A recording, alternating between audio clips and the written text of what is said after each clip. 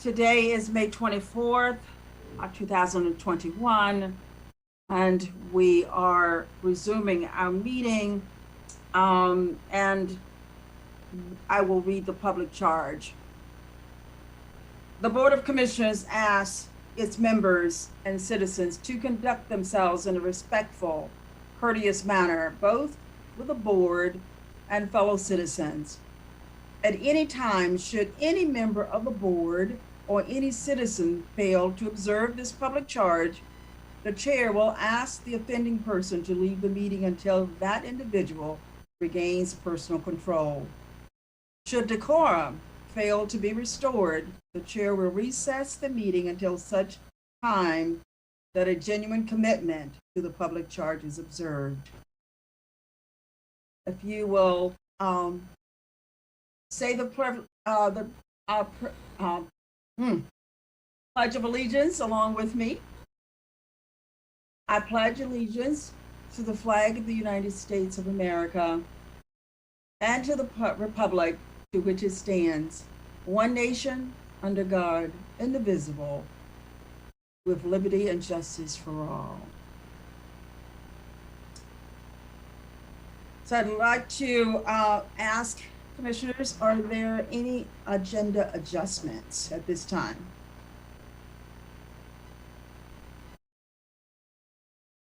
Hearing none, we will move on to our announcements, and we're asking our clerk that does such an incredible job if she will read our announcements this evening.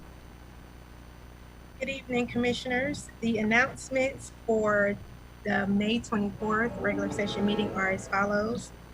Are you behind in rent due to COVID-19? The Durham Emergency Rental Assistance Program is here for you.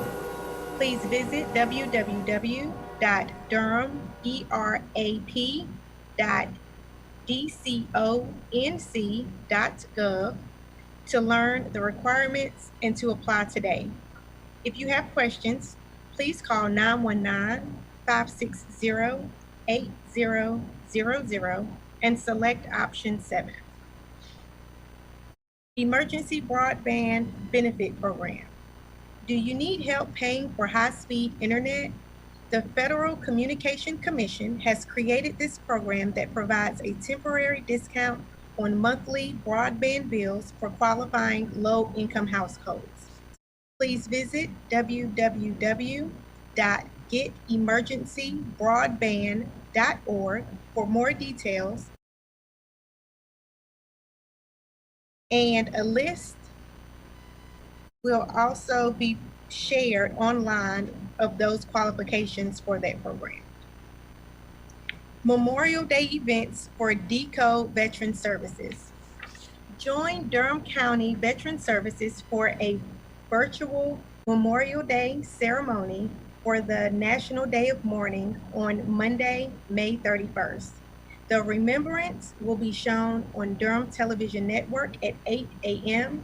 and the Durham County Facebook, Twitter, Nextdoor, and YouTube pages at 11 a.m.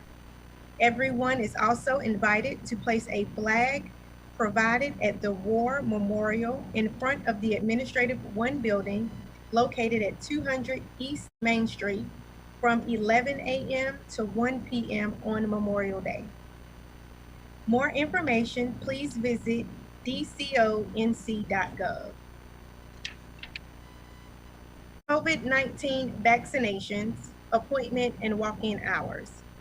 We are continuing to offer walk-in vaccinations for first and second doses 5 days a week for all people 16 and older.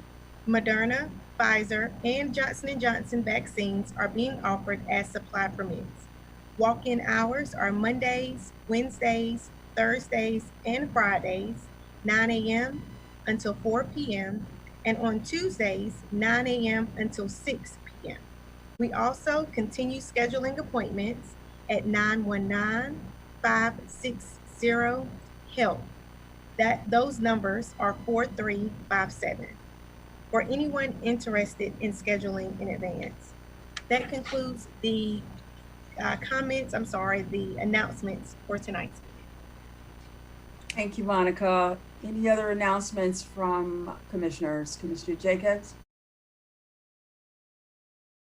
Thank you, Madam Chair. I just wanted to elaborate a little bit on the broadband benefit because this is really important for people to, for us to get the word out about this benefit, which will subsidize the monthly amount for broadband, but also will subsidize payment to buy a computer, and that people who could qualify in our community, you could be a SNAP benefit, food and nutrition services benefit, Medicaid recipients, anyone whose child gets free and reduced lunch, or the pandemic EBT. If you are a housing authority resident or a veteran, these are some of the really broad categories of people that can qualify. So I hope that people will check out our website to get more information about how you can qualify for this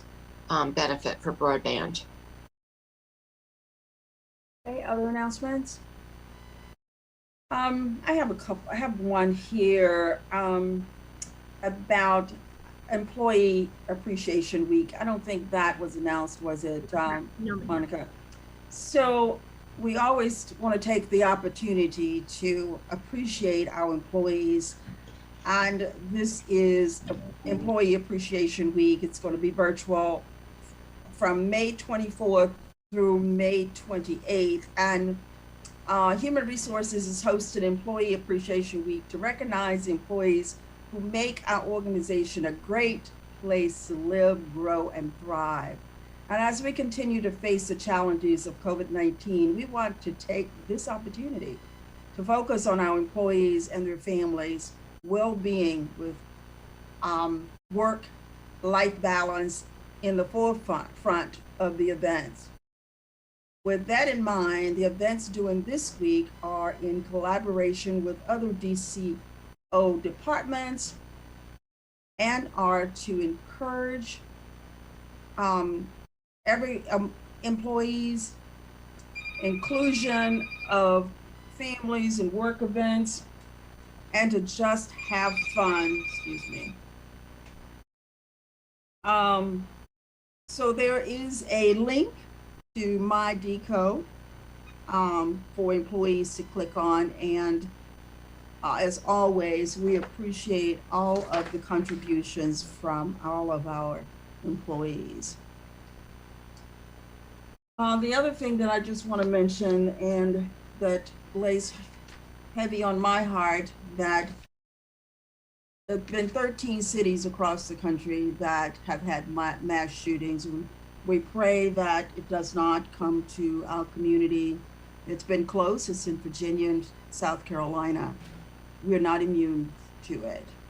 So we just all need to just say, pray it up. If you pray or whatever you do, that it does not come to our community. The next on our agenda, commissioners, is we have minutes. There are the April 26th regular session and May 3rd, our work session minutes for approval. Are there any comments or edits on those minutes? If not, I will ask for a motion for approval. I'll move to approve. Second. Both sets of minutes. Thank you.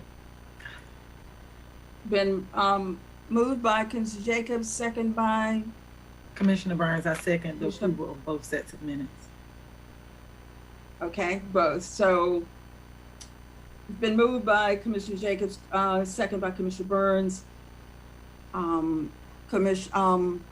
Monica, would you call the roll, please? We'll take a verbal vote. Commissioner Alone, Aye. Commissioner Burns, Aye. Commissioner Carter, Aye.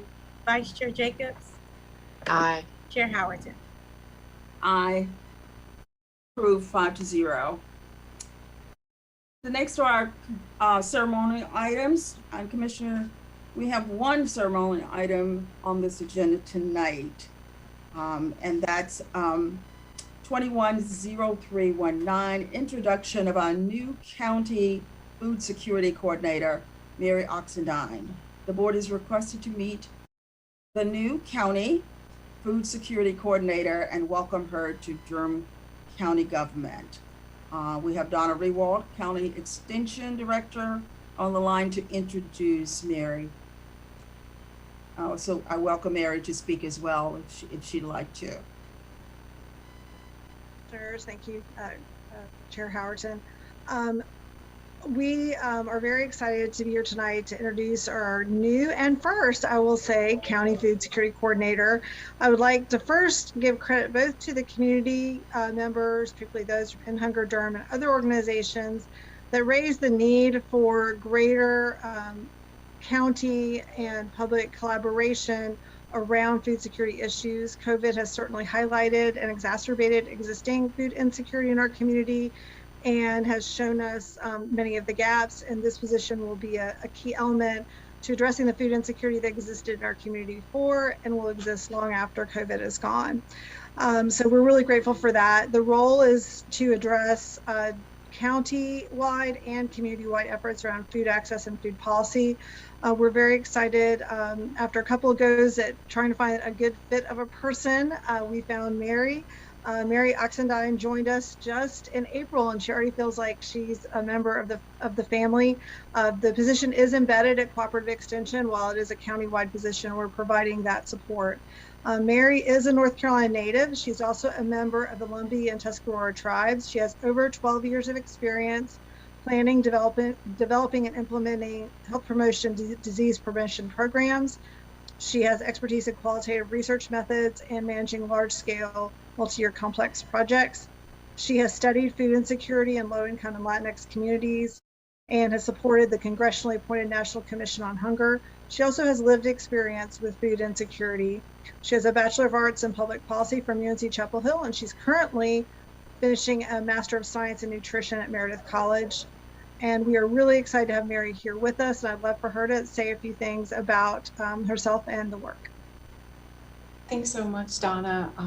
I am really excited to join the Cooperative Extension and Durham County to be working on such an important topic.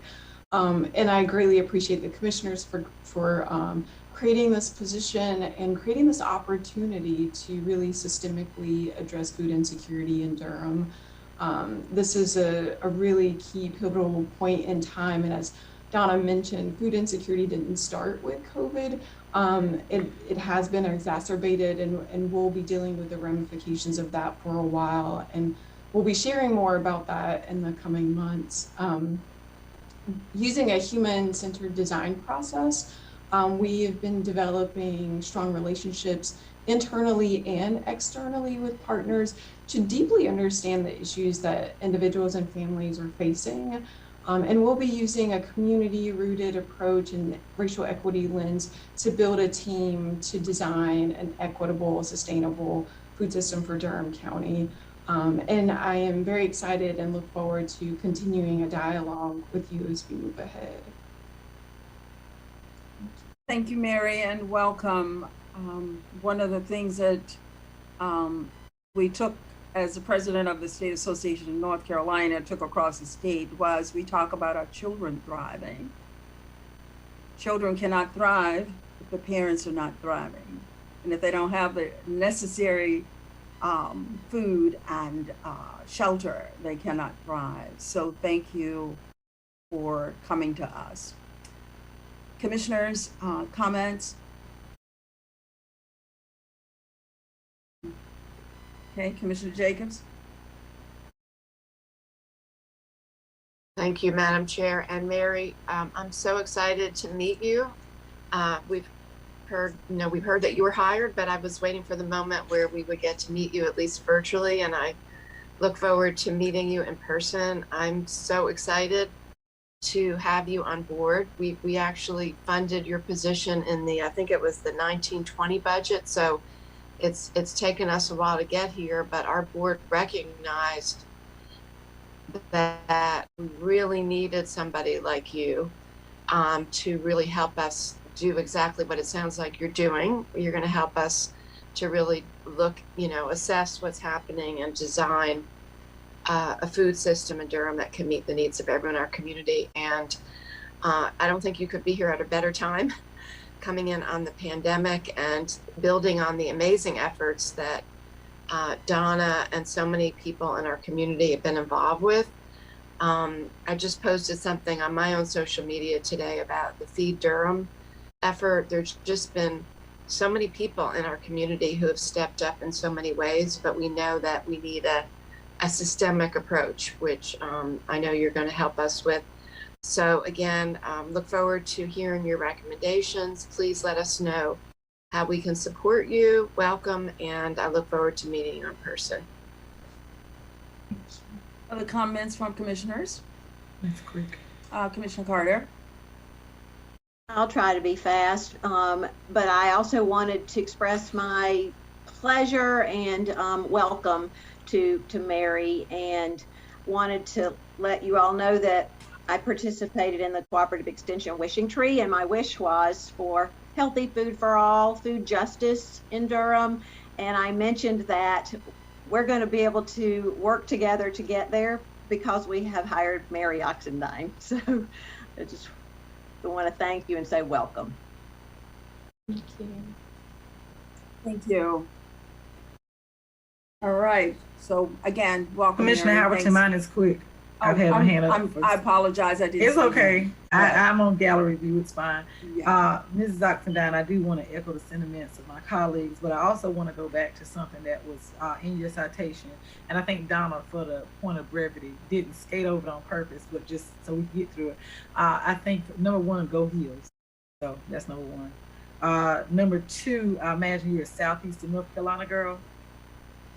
Yes, I am. So already, Southeast- yeah. Yes, Robinson County, if that's the Same name. here. All right. So I just want to throw out two things that I saw in your citation. I appreciate that you knew how to manage a budget up to $3.5 million.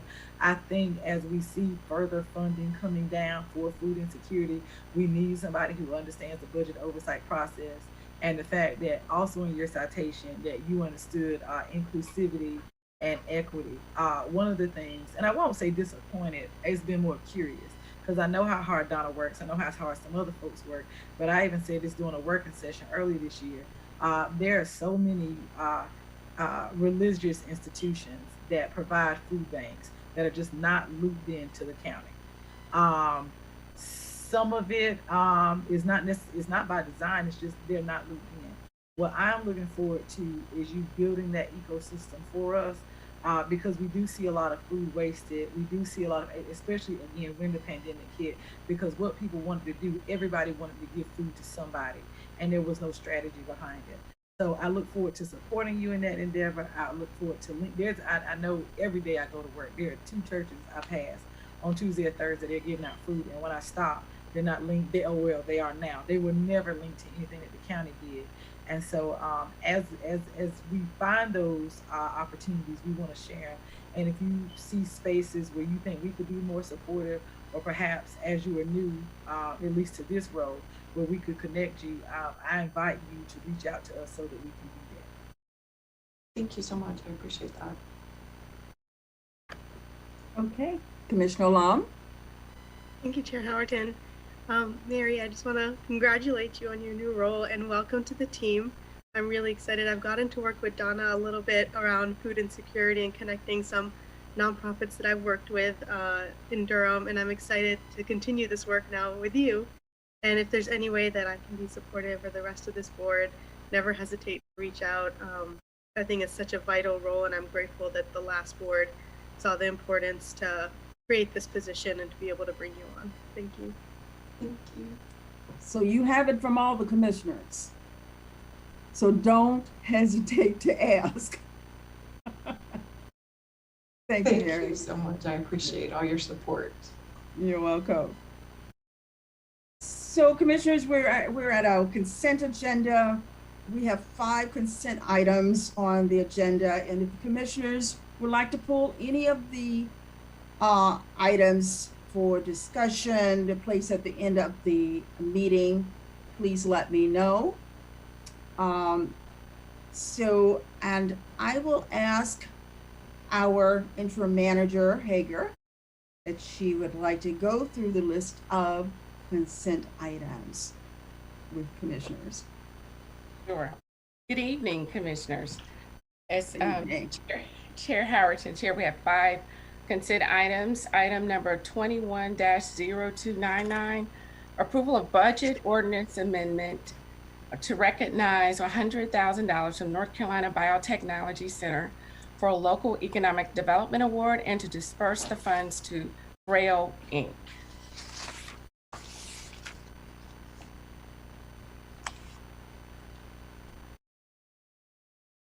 So are you asking that item to be pulled, Commissioner Jacobs? You're on mute. I just have a quick comment because these are items that are new to our agenda. I just wanted to make a quick comment for the public. These are items that we've gone over several times, but go ahead. Yeah. I just wanted the public to know how exciting this is because it includes 8 paid undergraduate internships. So this is a great thing for our community. Thank you. Okay, Manager Hager, would you continue? Sure. 21-0301, approved capital project amendment, increasing the Snow Hill Pump Station and Force Main Replacement Project by $3,210,000 using 2020 limited obligation bonds for a total project budget of $18.295 million and authorizing the county manager to execute the design builder guaranteed maximum price contract number 3.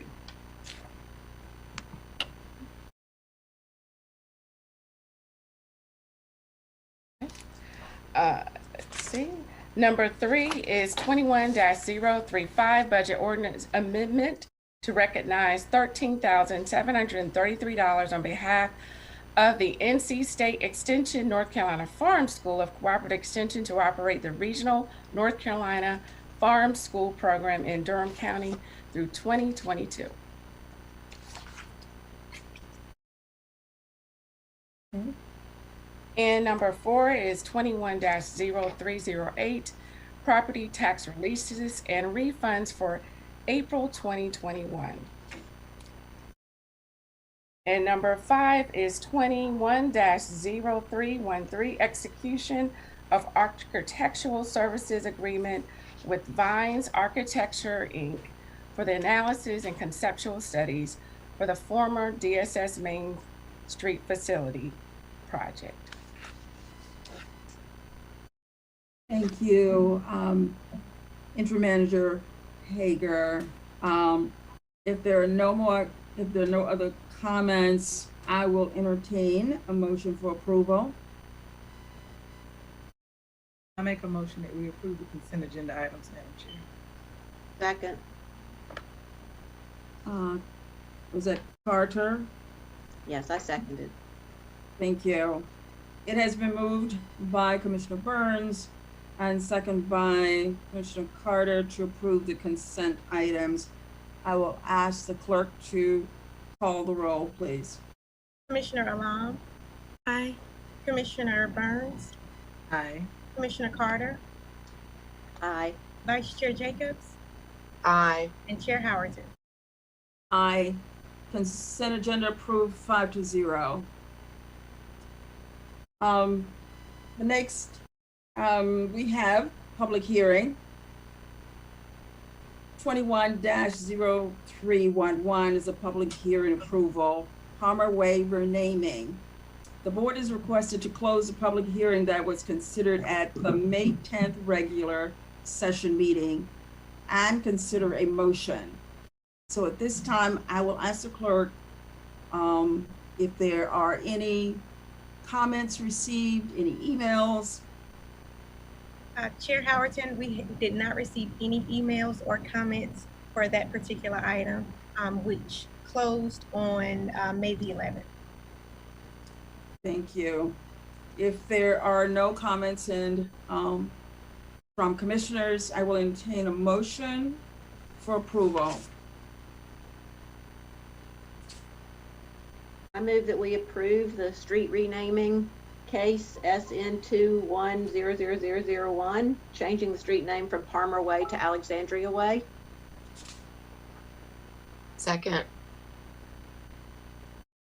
It has been moved and properly second of the renaming of Way, Palmer Way renaming. Roll call by the clerk, please. Commissioner Alam, Aye. Commissioner Burns, Aye. Commissioner Carter, Aye. Vice Chair Jacobs, Aye. and Chair Howerton. Aye. The renaming, Palmer Way renaming has been approved 5-0. The next one is also a public hearing approval, 210312, public hearing approval, Unified Development Ordinance Text Amendment of Omnibus Changes 16 TC 21000001. The board is requested to close the public hearing, which was considered at the May 10th regular session meeting on the Unified Development Ordinance Text Amendment on Omnibus Changes 16 TC 21000001, and consider two motions. At this time, I will ask the clerk, were there any comments received, any emails or letters? Chair Howerton, we did not receive any comments for this particular item, which closed on May the 11th. Thank you. So the first motion, so we have a first and a second motion, commissioners.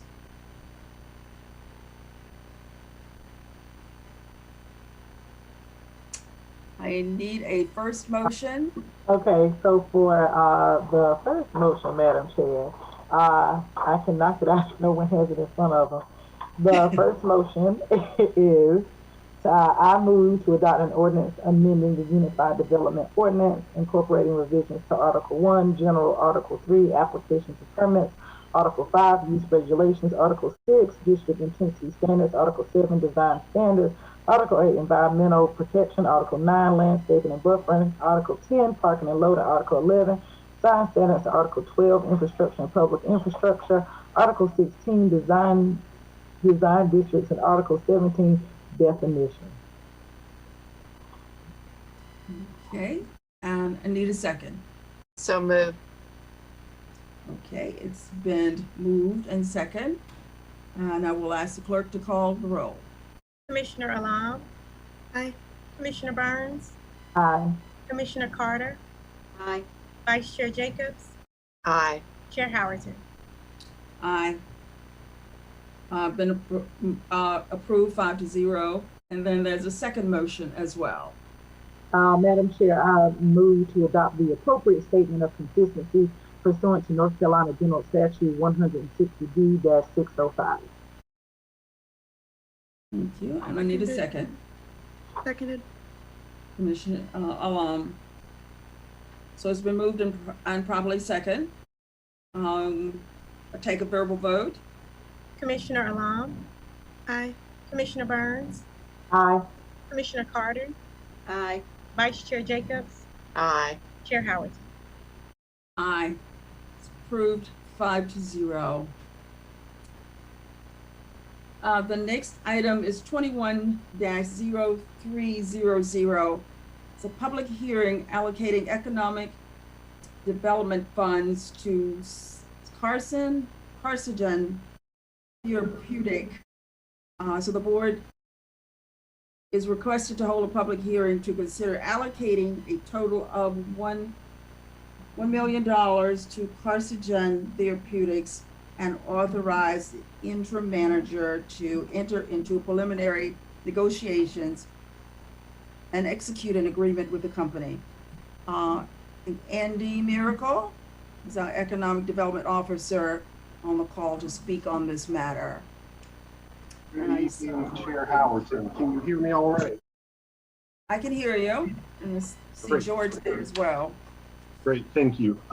Good evening, Commissioners. My name is Andy Miracle. I'm the Durham County Economic Development Officer.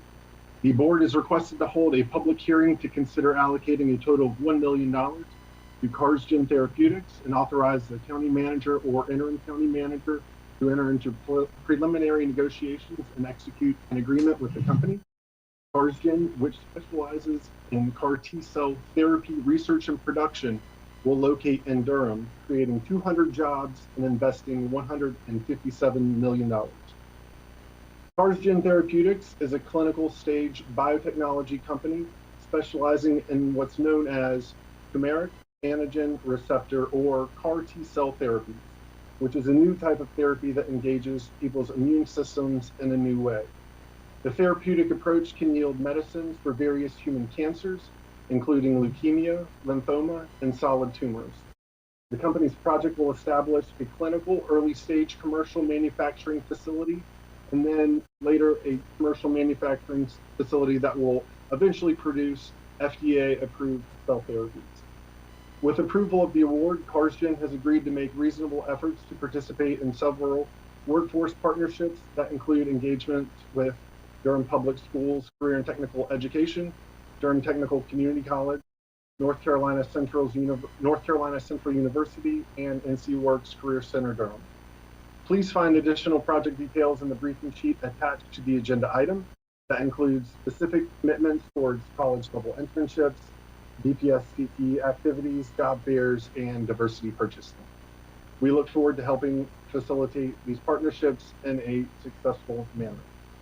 CarsGen's presence in North Carolina will be facilitated in part by a Child Development Investment Grant, which was approved by the state's Economic Investment Committee on May 20th. Payments for all JDIG and all local awards only occur following performance verification. The company has met its incremental job creation and investment targets.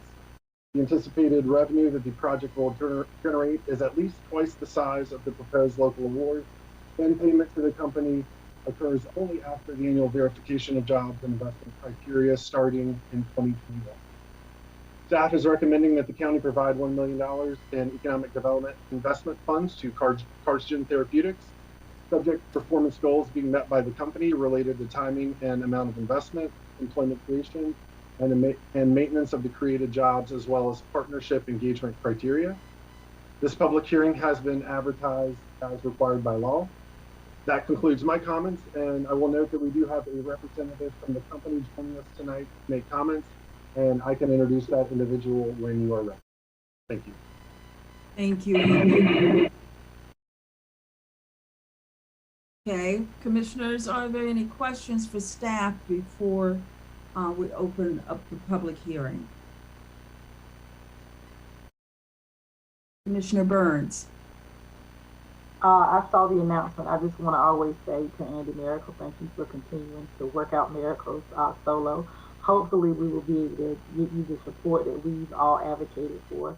I will say that I know we often talk about the MWD goals, and so we don't usually get, or maybe I have to go back and look, but the aspirational goal of 10%, the fact that this organization hit a target, it makes me happy, and they see the value in all of our people in Durham. So I just want to say thank you, as always, for taking the things that are important to us as commissioners that we relay to you about our community, and sharing those so that we can get these types of briefing sheets. And I'm not going to go over all of the opportunities that are listed, but again, hats off to you and your team of one.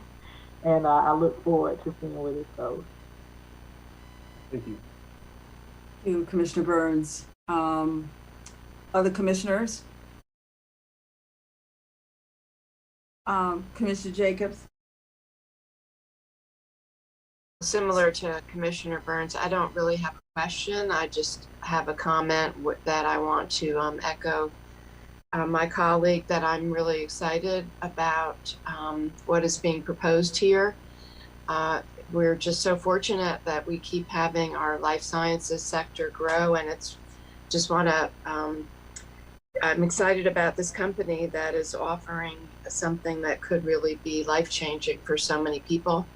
I know all of us have been touched by cancer, and our families and our friends and neighbors, and so anything that could really change the equation when people get cancer is really welcome. And the fact that you're doing research as well as the manufacturing component, and knowing that I think 170 out of the 200 jobs you're proposing will be accessible without an advanced degree.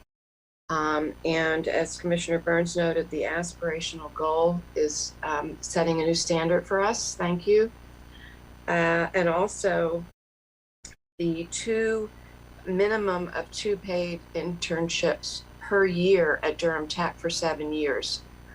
That is, again, I hope we're setting a new standard, Andy. But the idea that we're going to have a minimum of 14 paid internships for Durham Tech students is fantastic, as well as the sustainable building and operations practices that you're proposing. So I just want to welcome you all to the community and say that any way that we can help support making connections with our community, just please let us know. So, and I want to lend my voice as well to Andy. You do such an incredible job as a one-man operation, and I know there are others that work with you to get this work done, because we keep giving you more demands and more things that we want, and you keep showing up and helping to make those things happen for the citizens in this community. And I can't thank you enough. And when our community can pull this list of things that this company will be offering, I think they will be touched and moved as well. So thank you. And I would like for you I will open the public hearing. If there aren't other commissioners, are there any other comments by other commissioners? If not, I will open the public hearing and have the clerk acknowledge any callers that are on the line, or read any comments received. Good evening, Commissioners. We do have Brian Fox on the line. He's the Vice President of Public Policy with Greater Durham Chamber of Commerce. Good evening, Commissioners, Madam Interim Manager, staff, and neighbors. I know that you're all looking forward to hearing from Dr. Gia and the company as well. But I'll just say, on behalf of the Greater Durham Chamber of Commerce, we appreciate your continued support of opportunities that address global health issues and, most importantly, will benefit all Durham residents, both directly and indirectly. Karsten represents an opportunity for Durham to continue to lead the charge in addressing global health crises. And as we continue to focus on increasing equity of access to all the facets of our community, and specifically to our growing life science industry, your partnership with Karsten enables their investment in Durham to help support all of our shared priorities, and is an opportunity for Durham to continue to be a global leader in this field. Thank you.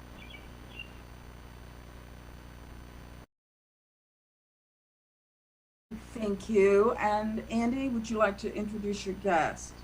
Yes, absolutely. It's one very minor point of clarification related to the internships. Those are college level internships that would be available to both Durham Tech and North Carolina Central. So just wanted to make sure that was clarified. Great. Absolutely. And so tonight, very excited to introduce Dr. Gia, who is the Vice President of Strategic Alliances and Operations for Karsten Therapeutics. Thank you, Andy. Thank you, Brian. Very nice introduction. It's my great pleasure, and it's my honor to be invited to today's meeting.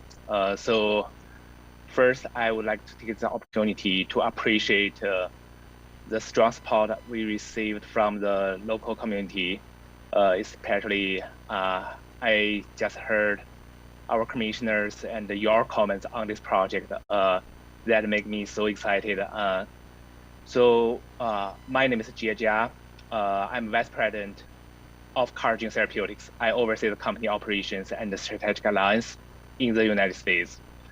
Karsten, like Andy and Brian introduced, we are a biotech company who developed the leading cell therapy drug for cancer treatment.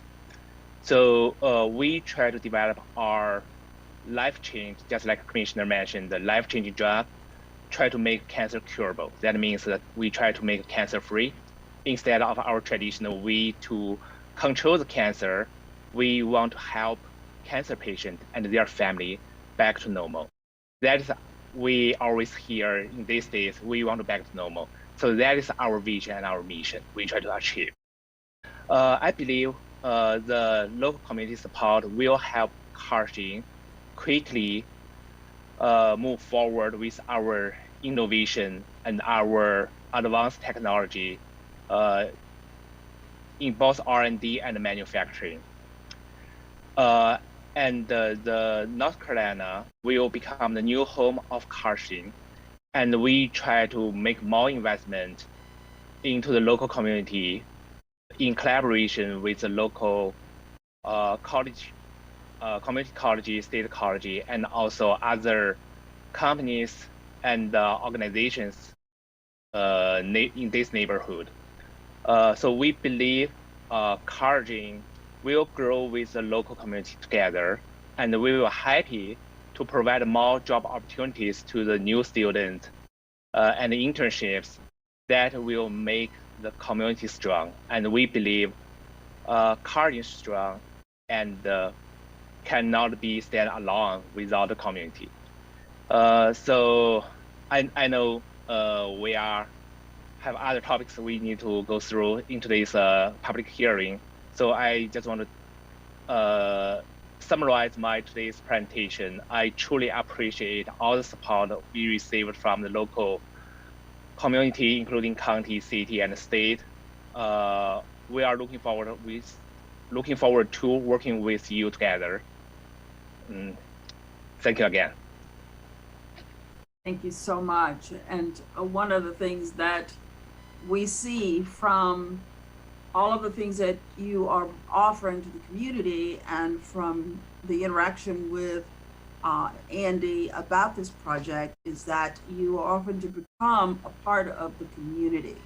And that is important to us, that you become a part of the community. So thank you.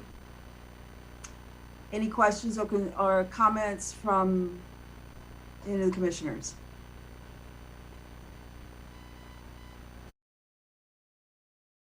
Okay, I'm not seeing any.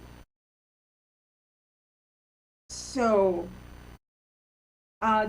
so we will move on. So due to virtual meetings, the new rule requires all public hearings to remain open for 24 hours to allow for additional public comments. The public hearing will close tomorrow, May 25th, at the conclusion of this meeting. After the conclusion of this meeting, the item will be moved to the June 7th regular session meeting. It may say on your agenda the 14th, but it should be the 7th. At that time, comments received will be shared and a vote will be considered. Okay, we'll move on to the next item, which is 210321. It's another public hearing on the FY 21-22 County Manager's recommended budget. The board is requested to conduct a public hearing to receive citizen input on the FY 21-22 County Manager's recommended budget. And at this time, I will ask the clerk, Manager Monica Toomer, to share the comments received.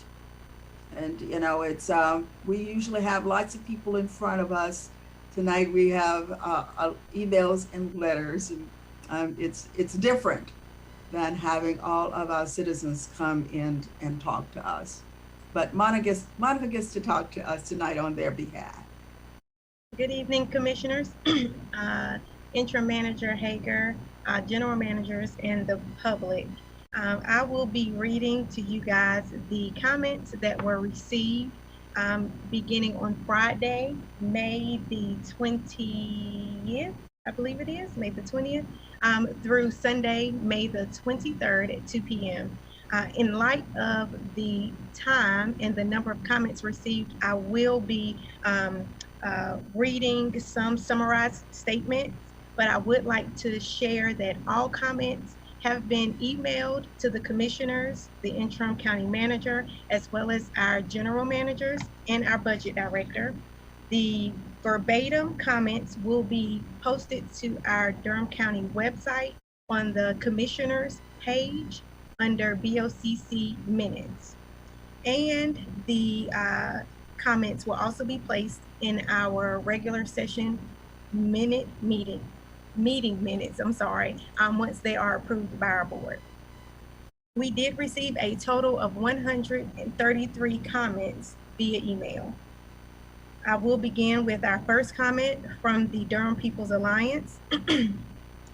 On behalf of the Durham People's Alliance, PA, we are writing to express our thanks to you and the county staff for preparing the recommended fiscal year 21-22 budget. The proposed $730 million budget is an important statement of our priorities as a community and should help support a healthy and just recovery from COVID-19. The recommended fiscal year 2021-22 budget presented on May 10th meets several but not all of those requests. Below, we outlined where the proposed budget reflects our values and where it falls short. Where the proposed fiscal year 21-22 budget meets our expectations. 1, plan for enhanced revenue for fiscal year 21-22.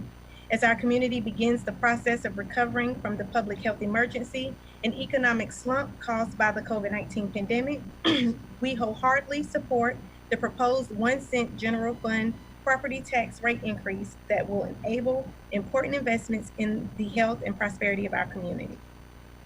Where the proposed fiscal year 21-22 budget only somewhat meets our expectations. 1, under investment in K-12 education. The recommended budget for fiscal year 21-22 increases funding for Durham Public Schools by $10 million. 2, limited tax assistance for low-income homeowners. We recommend an investment of $2.1 million for a long overdue property tax assistance program for long-time low-income homeowners to help them stay in their homes. 3, creation of new positions to advance race equity but omission of commitment to creating a racial equity fund. We recommend that the county prioritize the creation of a racial equity fund with the city of Durham that is both sustainable and large enough to touch all aspects of Durham life, including education, housing, business ownership, health, environment, and criminal legal. 4, under investment in Durham Tech. Durham Tech has an essential role to play in addressing Durham's jobs crisis and preparing residents for living wage work from the COVID recession. Where the proposed fiscal year 21-22 budget falls short. No new investment in green jobs. Our recommendations include deepening the county's commitment to the Bionomic Educational Training Center, BETC program, and the Community Conservation Assistance Program. And 2, no commitment to diverging dollars from law enforcement to different models of public safety. PA has recommended reducing budget line items for armed law enforcement, weaponry, and new law enforcement vehicles, and diverging those dollars toward different models that embrace a holistic concept of what is meant for us all to be safe and well. We urge the county to address these gaps and shortfalls in the recommended budget and to fund fully all of the above items. We received 32 comments regarding fully funding the DPS budget. That statement reads, please vote to fully fund the DPS school board's budget request of $18.2 million. Those citizens stress the need for more social workers and nurses in DPS to provide critical health support for students. We received a total of 96 comments requesting to reduce the sheriff budget by 10% for mental health services. That comment reads, Durham Beyond Policing and Durham for All are calling on the Board of County Commissioners to divest 10% of the Durham County Sheriff's Department budget and reallocate those funds to strengthen mental health.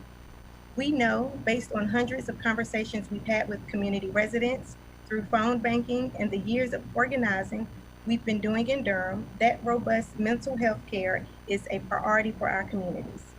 Thanks to the county commissioners for their unanimous commitment to the success of the new Community Safety and Wellness Task Force.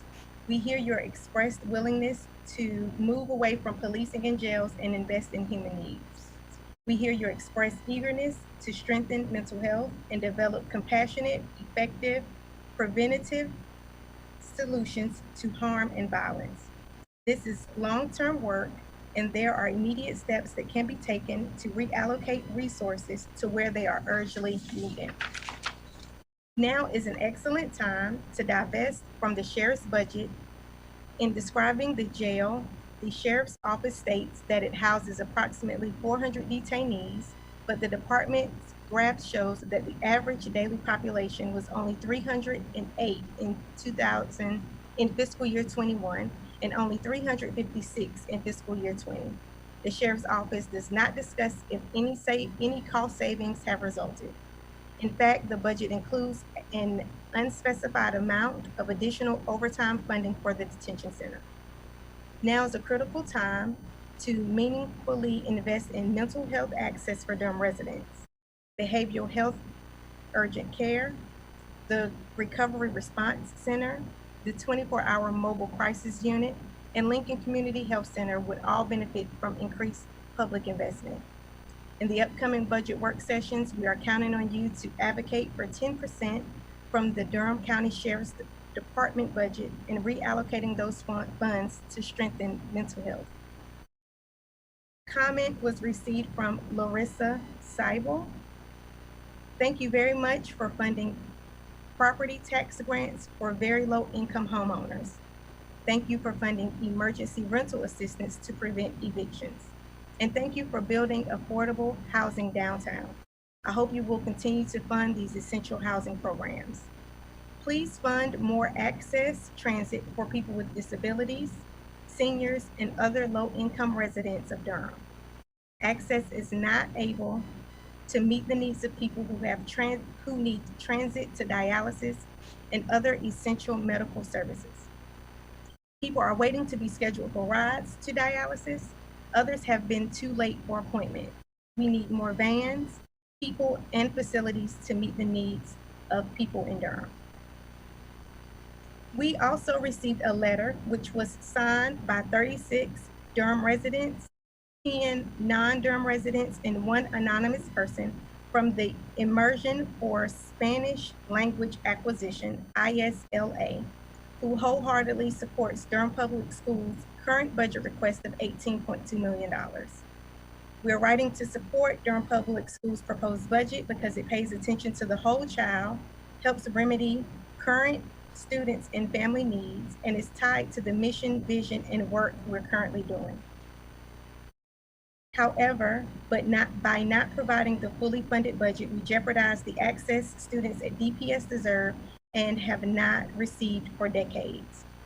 Durham County Commissioners should be the example to other county commissioners across the state who prioritize different needs over education. Be the change we want to see. Fully fund our children's education. Community leaders, participants from our Parents with a Voice leadership program, and families from DPS shared with ISLA the importance of this budget being approved in its totality. Finishing with our exceptional children's services, our parents expressed that this budget will also support our children's learning differences, especially in early childhood interventions. Schools are receiving children with disabilities who are being discovered at later ages. Finding students' needs earlier will allow our families to obtain the necessary support that they deserve and need. We're asking for more therapists and more support staff because schools need more guidance and support for our families. We request attention to students who are going through life changes including pre-adolescent and high school students. Our teachers and schools know our students best, and we fully support DPS's need for Durham County to fund $18.2 million. We received a comment from DeWarren Langley. He recommends the Durham Board of County Commissioners immediately approve the MBK Durham Advisory Board, commission a boys and young men of color local action plan with appropriation in the 2021-2022 budget for the plan's development, and earmark $5 million of the American Recovery Act plan funds to fund academic support, workforce readiness, and stipends for boys and young men of color. He noted 9 months ago on September 7th, he emailed the county commissioners recommending the creation of the advisory board to ensure stakeholder engagement and accountability in identifying innovative solutions to eliminate gaps and increase achievement opportunities for boys and young men of color in Durham. Since the submission of the recommendation, thousands of jobs have been announced by companies such as Fidelity Investment, Apple, Google, biotech with over $200 million investment in Durham County. In addition, the Durham Board of County Commissioners have received presentations on the Durham County Early Childhood Action Plan and Durham Master Aging Plan, which heightens my interest and renew my advocacy for a revised boys and young men of color plan for Durham. He states that we must focus on addressing these gaps from cradle to career, using evidence-based intervention from the community, private, public, and social enterprise sectors. The singular work of individual organizations working with boys and young men of color is insufficient without system change through collective strategy and impact. He welcomed the opportunity to meet with the commissioners to discuss further. And lastly, we received a comment from Fran Langstaff. I am certainly in favor of having unarmed, compassionate, and skilled mental health professionals available to assist in cases where armed personnel is not required. I do question whether it is necessary to take 10% from the sheriff's budget or 10% from the police budget to accomplish this. I believe that presently open positions exist only because these departments do not urgently need more personnel, but because what the pay scale offered for these positions in Durham County, as opposed to other smaller jurisdictions adjacent to Durham City, County, Durham is not competitive in hiring. Additionally, I believe that with the numbers of new residents coming into the Durham area and several large corporations that are moving in, bringing thousands of new hires at high salaries, that more services will be required of the Durham Police and Sheriff's Department, and that the tax revenues generated by these new residents should provide funds for these mental health positions. In any event, I have several questions that I feel need to be answered regarding the establishment and operation of these mental health responders. One, has an infrastructure been established already to provide for mental health services requested by D4A statement? If so, is there a physical location? Under whose jurisdiction would this group operate? Are qualified supervisors already identified? What would be the hiring mechanism for unarmed, skilled, and compassionate responders? Are there presently parameters set for the educational and experience required of these responders? Would there be responders available 24/7? Would responders be answering 911 calls, calls from safety officers, calls from the public? What would the requirements be to receive a response from one of these responders? Would these responders be allowed to decide not to answer or call on their own? Are there sufficient qualified medical health professionals who would be able to fill these positions? What is the estimated salary? And considering the problems with the Durham Police Department and the Durham County Sheriff's Office has filling positions, particularly considering the lower pay in Durham than surrounding areas, will the same problem exist for the responder positions? That concludes the comments that are being read during this public hearing. Again, all comments will be placed on the county website. They have all been emailed, and they will also be placed in our meeting minutes. Thank you very much. we must give our clerk a hand clap.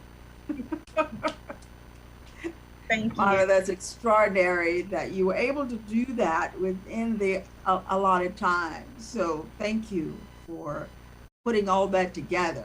It was major. You're welcome. So I'd like to thank our clerk for reading the emails and organizing that. And I'd also like to thank the citizens for providing feedback on the upcoming budget. The commissioners, the interim manager, and budget staff will take your comments into consideration when finalizing the FY 2021-22 budget.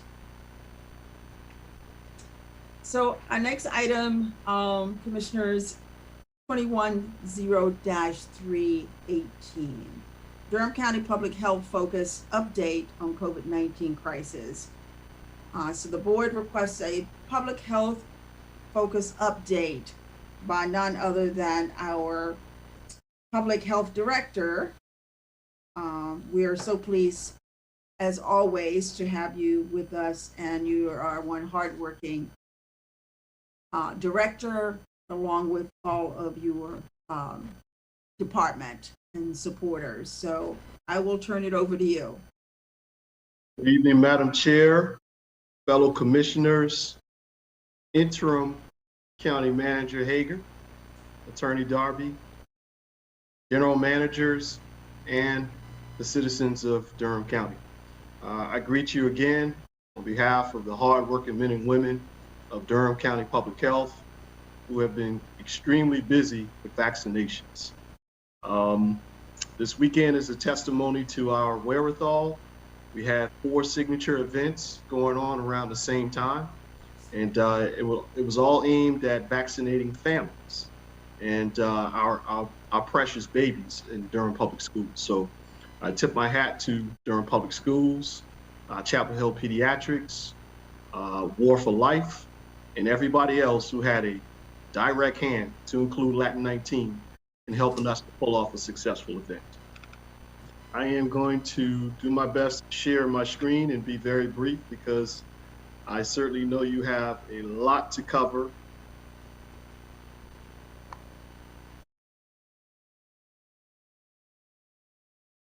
Can you see my screen? Now, yes. Okay, thank you so much.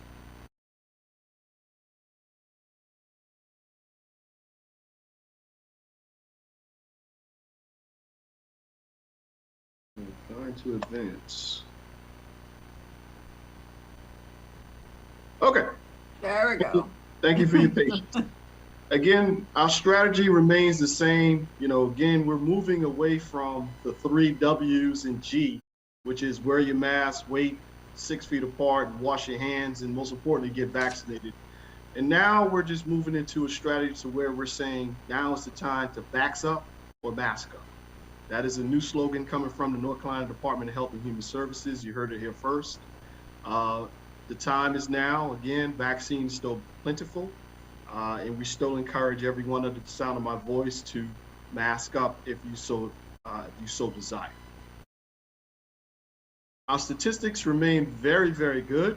Current total active cases right at about 103 or less. Inactive cases, 25,359 individuals have beat COVID. We have picked up a few more deaths as a reminder that this respiratory pathogen is still a killer and it is still affecting individuals. So our hearts and prayers and meditations are always with those who've lost loved ones to COVID-19. Total since the pandemic began, 25,696. Our 7-day moving average of positive cases for last week was just 21. That is a decrease from the previous weeks to where we saw 31 2 weeks ago and 37 the previous week. So far for the month of May, there have been 507 COVID cases thus far. So again, the vaccine is doing its job and people are still taking the vaccine. We continue to keep a close eye on race and ethnicity trends, and our Latinx population continues to be proportionally represented. Our white population continues to be underrepresented, and we're still keeping a close eye on our Black or African American community, as we have seen COVID infections continue to disproportionately affect this demographic here in Durham. Our work continues with those individuals that I just named: War for Life, African American COVID-19 Task Force Plus, Durham County Affairs of Black People, and many, many others that are helping us to get the word out. I think probably one of the most proudest moments I've seen so far is our percentage of positive labs. Last week, it was just 2.1%. It has not been that low since March of 2020, and that's at the beginning of the pandemic. This is a decrease of 2.9% the week of May 2nd through 8th. And since May 9th, the positivity rate has decreased to 2% and stayed in that range. Duke's infections have shown us at 0.9% for North Carolina and 0.8% for Durham. So we continue to go down, and that's because of vaccine uptake. The CDC continues to show that Durham is leading the way and doing what we need to do as far as total populations, and this includes the federal long-term care partnership. This includes the VA. This includes any military veterans. All federal is lumped in that to also include North Carolina providers. So our total vaccinations, fully vaccination, that means one shot, two shot, 142,841, which is 44.4% of our total population in Durham. Population greater than 12 years of age, 142,811, which accounts for 51.8% of our population that has been vaccinated. Further breakdown, but again, very proud of these numbers. And the color coded at the bottom is what I really want to bring to the attention of my commissioners. Our level of community transmission is now at a moderate stage. We were at high for a very long time, then we went to substantial. Now we're at moderate, and of course, we want that to be the color of my bow tie. We want it to be light blue, meaning very low. So we will continue to do all that we can to get there. North Carolina does have us, per North Carolina providers, right at about 42.9%. First dose receiving one dose, 39.3% fully vaccinated. And again, this is all North Carolina providers, not all federal. So this causes the discrepancy in the numbers.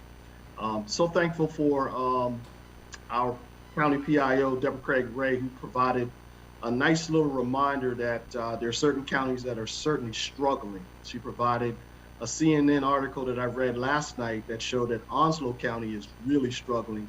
They have not broken 20%. So again, Durham leads the way, and we are so thankful for our citizens heeding the call to get vaccinated.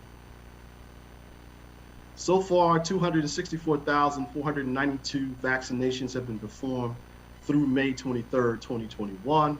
520 provider sites have signed up to provide vaccine.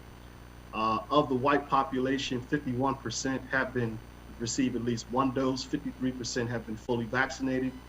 We make gains in our African American community with 29% partially, 29% fully vaccinated. Our Asian population continues to do well in the 50s.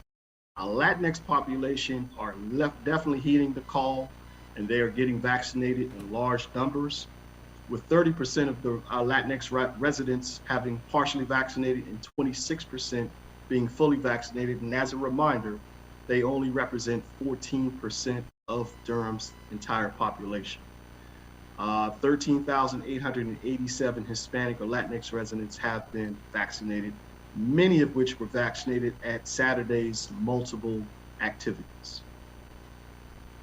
Vaccine equity continues to be our #1 priority, and as Monica so eloquently read earlier, our vaccination hours are back to our regular schedule. We took last week to account for the gasoline shortage. But again, Monday, Wednesday, Thursday, and Fridays 9 to 4.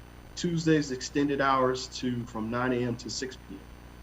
We're currently working with Durham County schools to continue to promote vaccine equity and also as with EMS to create tools to go to those different census tracts.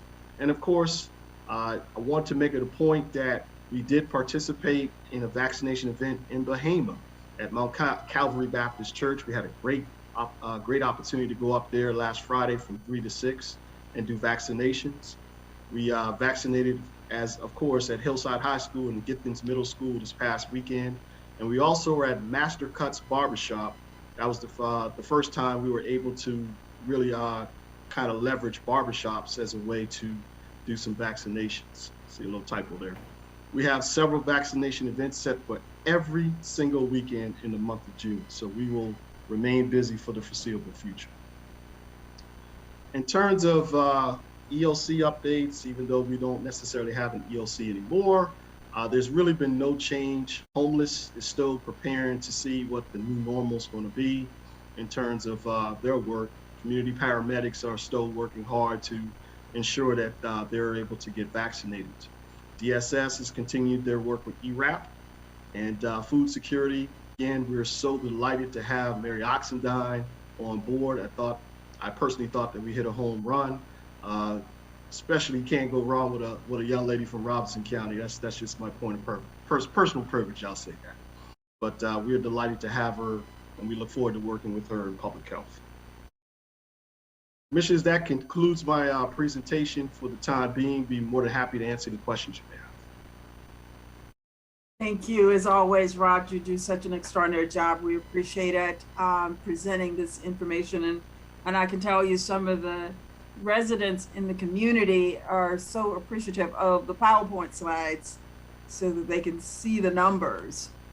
So thank you for doing that. I do have just one quick question, and then I'll turn it over to the commissioners. Do you see any particular area that need more targeting than what you're doing already? Of course, you know, I think the demographic that does continue to keep me up at night is our African American community, because we do see them disproportionately affected by COVID, but we're not seeing huge numbers of uptake for the vaccine, although I will say it's getting better. I was delighted to see a lot of the African American community going to Hillside High School. There was a ton of diversity there, but it was majority African American. And not just the kids, it was their parents. And we have the pictures to prove it on Durham County's Public Health's Flickr account. We see beautiful pictures of people getting vaccinated. But we know that we still have a long way to go in terms of ensuring that, you know, that uptick is there.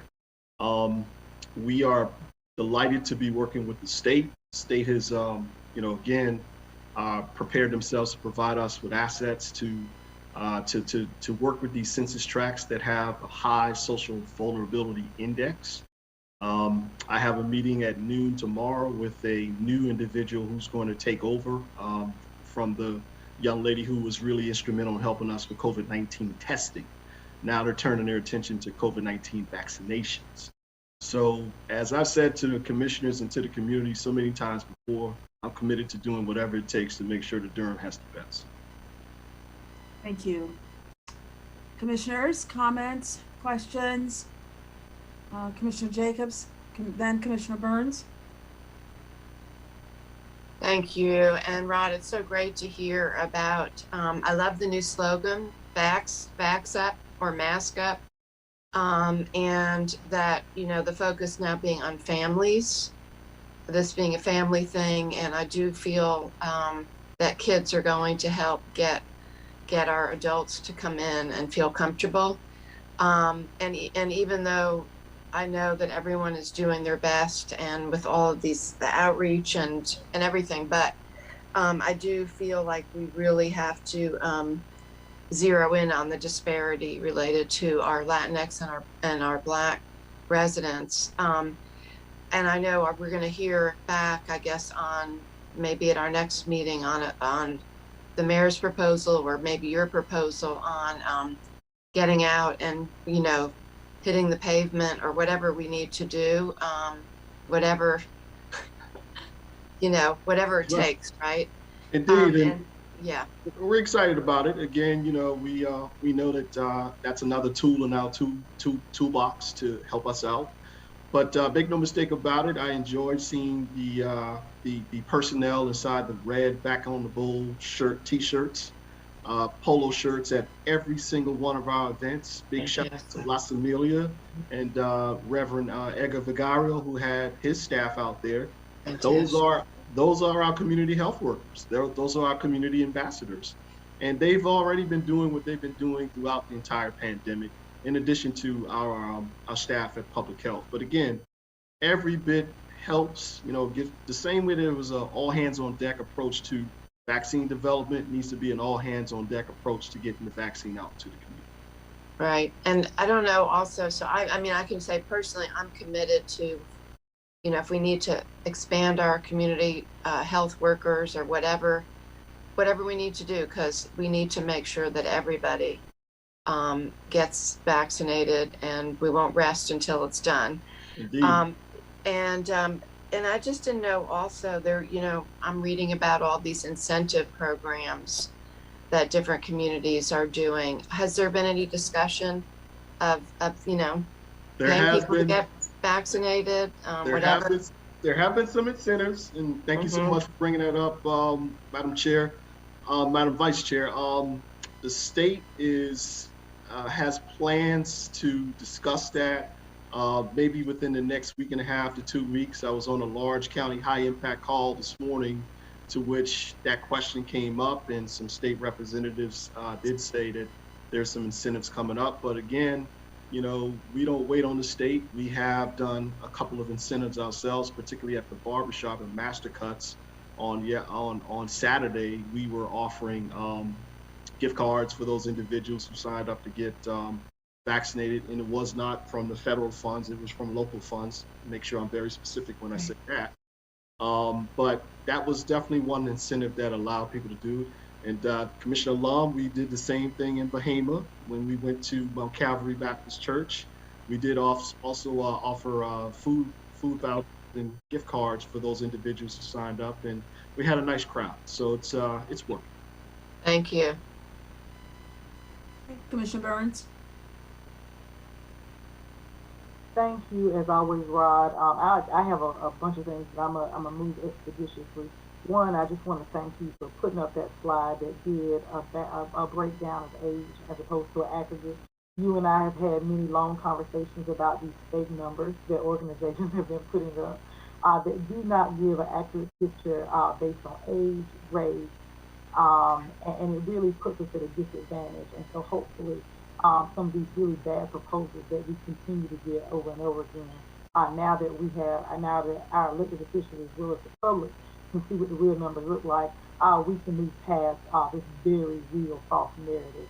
So I'm thankful that you added that in. I also want to echo the sentiments of some of my colleagues.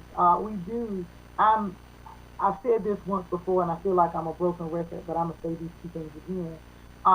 You and I both know we're going to do everything we can. I was out at Hillside. I think you were at Wheels at some point, yeah, and you don't have that one. So I had a great time. I know how many, I just saw how many meals were paid for and how many food trips. There were multiple events this week. And speaking of incentives, I think it might be a good idea maybe to aggregate some of them and put them on our site. I remember when Commissioner Long mentioned the donuts that time. It's funny that she said, I know that War for Life did help this week. And they're actually doing free smoothies in the event that you go and you bring in your card. And those smoothies are pretty sizable. So, and they're all fresh fruit. So that's another one.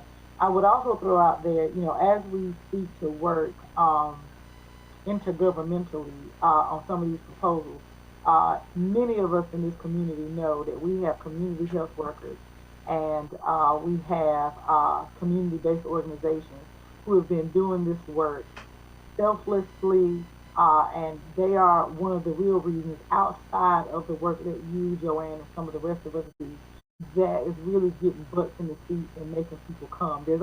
You did a video, I did a video. My concern is there's so many organizations out there who have not been paid, they have been taken advantage of. And as we move forward with any proposals, I just want the community to know that I've seen the email, I hear your concern, and best believe that as a county who purports to say that they care about these issues, we will be laser focused on making sure that these community-based organizations, especially the ones that seek to do this equitable work, are not taken advantage of. I'll be laser focused on it. I know that you will as well. I've talked to my counterparts at the city. Nobody has an issue with the proposal that has been put forth. But if we're talking about equitability for vaccinations and public health, we also have to talk about equitability of finance and payment.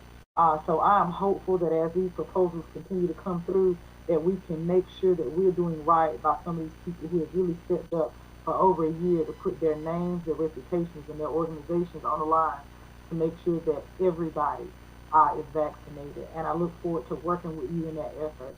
And to the community, keep the emails coming. If you have been taken advantage of by a nonprofit for the work that you've done, I look forward to hearing from you. Now in there. Thank you, Commissioner Burns.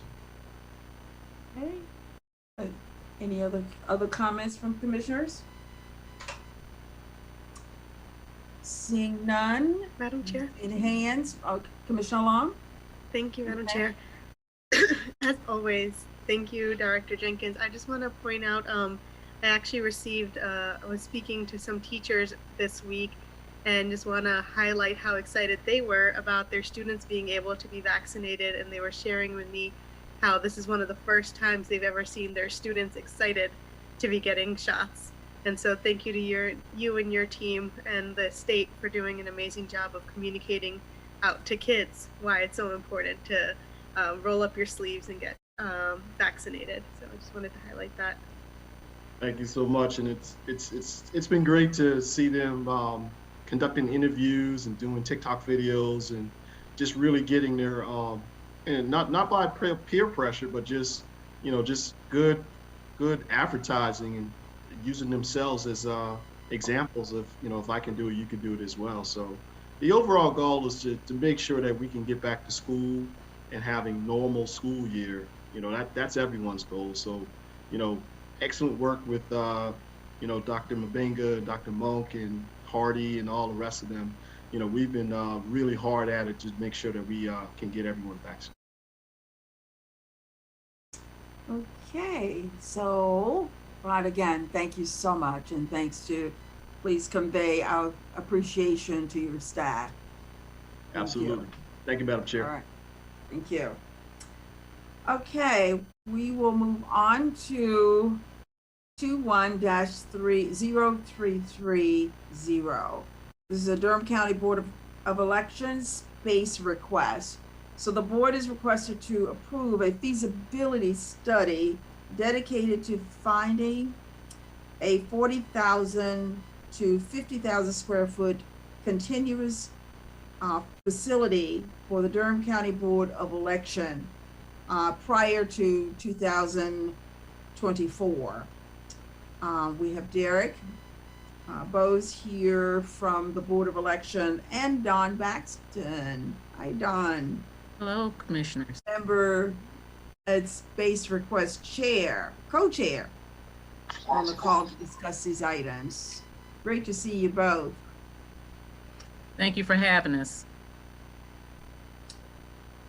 You are welcome. So you have a presentation for us. I do. We would like to thank the commissioners for putting this so quickly on your agenda to give it consideration. So we will get started. Considering the time, can you ladies hear me? Yes, we can. I'm sorry, Derek was talking and we couldn't hear him. That was why we were doing that. But yeah, we can hear you, Don. Oh, okay. Yeah. So you were saying something, Derek? We didn't hear you. See, his mouth is moving. He's talking to us, but we can't hear him. I'm sorry. Yeah, thank you.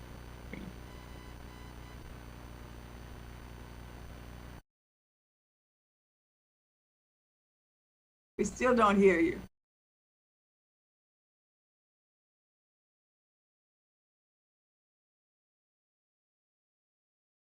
Hear me now?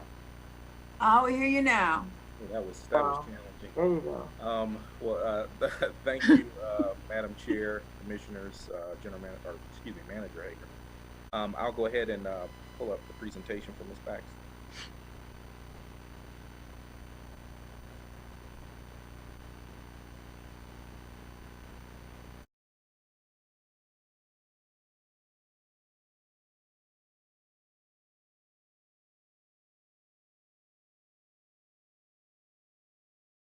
Let me know when you see that, Ms. Baxter. I see the first slide. Can the commissioner see it? Great. Yes.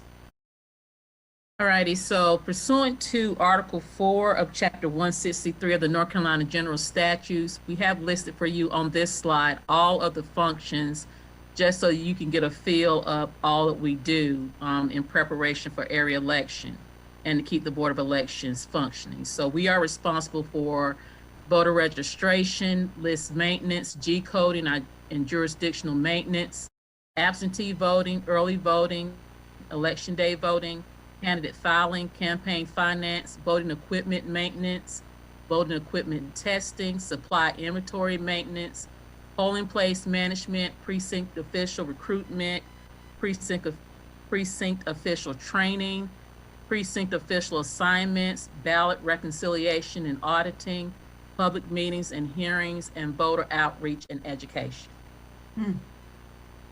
So those are all the functions that we perform yearly. Next slide, Eric. So in 2017, we did a lot of enhancements to help with the operations run more smoothly in Durham County. We increased our primary staff.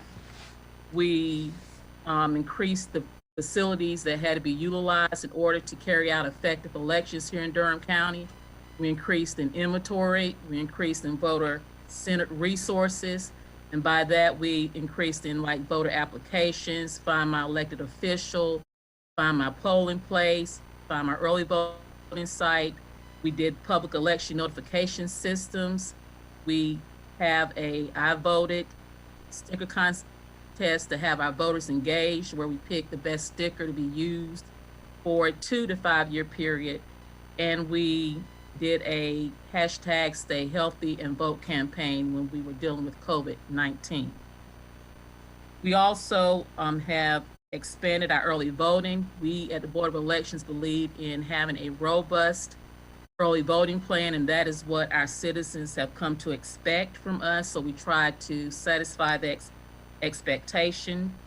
We have expanded our reconciliation protocols to make sure that our elections are accurate, and we've increased our security measures and our operational logistics to make sure that we get the polling sites set up appropriately for elections. We've hired actually a logistics manager. We've increased delivery trucks from 2 to 10 to ensure that all 57 polling places are fully equipped for the elections the day before. We have implemented rover zones to ensure that there's swift responses to precinct officials in need during election day. And we also have developed election night returns applications for chief judges and a mobile tracking system. So we moved away from the old days where we would have just a big map up in our conference room marking off as the election results came in from each polling site, not knowing which one was coming until election came in. But under Mr. Bowen's directives and his innovative style, we've been able to have a mobile tracker to know when they are coming from their polling place to the Board of Elections to drop off their returns, which has helped a lot with customer service, which is important to us. Next slide, Derek. So with all of those functions that I listed on the previous slide, we have been operating over 4 sites to get this done. We have been using the Judicial Annex, which primarily holds the Office of our Director, Deputy Director, as well as staff for voter registration. Absentee and Business Division, the Training and Public Information Division, and the Election Systems Division. Candidate filings and certain records and supplies are also housed at this location. The warehouse has been used primarily for our logistics functions and storage of our election equipments and records, and it has become a primary location for public meetings. And as we go along, you'll see why that has happened. The Administrative 2 building has been used for our absentee by mail, voter registration, training, post-election activities, and public meetings. And that has been because as a result of some modification to the judicial annex where we were originally housed. And in 2020, we have used the Health and Human Services Room A to assist with public training events. Next slide, Derek. So we thought it would be a good idea for you to hear about the current condition, and we're actually going to show you some slides of the current condition of the facilities that we have been using and the concerns that are presented by our current conditions. In 2018, the Department of Homeland Security performed a physical security assessment of our current location over the judicial annex. And the final report expressed some concerns about the structure of the judicial annex and its proximity to traffic, that being the cars that were there, and as pertains to voter queuing and building security and the parking congestion. Part of the problem is that where we currently are, the whole front of that annex is mostly reserved parking, and we have a co-tenant, which is the Department of Corrections. So that has resulted in some modifications that has exacerbated some of the issues that we were currently dealing with that was making our exercising effective voting in Durham County a little difficult to make sure that it's been secured. So once they modified the judicial annex, there was a reduction in the lobby space that presented a customer service issue for us because the board had previously had a lobby area that allowed us to better queue our voters when they came to the Board of Elections, and we lost that lobby space with the renovation. The lobby space is now more so for community corrections and reduce the level of service that we can provide to the customers that come to the Board of Elections. Excuse me. As a result of the modification, that also eliminated the security, the badge access that we had, and that has created a security issue. Prior to the renovations, we had a badge access door that separated the public from the internal administrative area of the Board of Elections. With the renovations, this badge access door was eliminated, which gives potential access to secured areas, and that is a security risk for us.